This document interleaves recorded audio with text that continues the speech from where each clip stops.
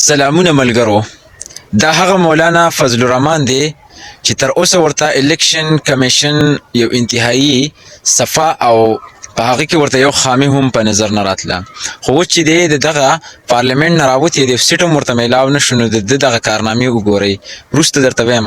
Commission establishment کے ہاتھوں یرغمال رہا ہے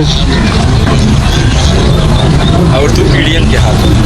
جمعیت علماء اسلام الیکشن کمیشن کے اس بیان کو مسترد کرتی ہے اور میں ایک عام اور نیوٹرل پاکستانی فضل الرحمان اور جے یو آئی کو مسترد کرتا ہوں.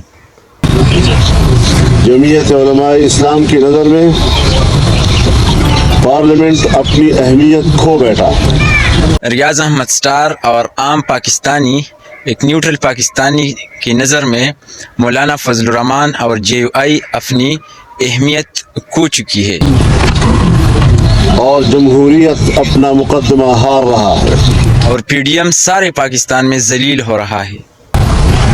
لگتا ہے اب فیصلے ایوان میں نہیں میدان میں ہوں گے. لگتا ہے اب فیصلے میدان میں نہیں، یہ جو موجودہ حکومت اور جس کے ہاتھوں حکومت آئی ہے وہ کریں گے اور آپ سے کڑا حساب لیں گے.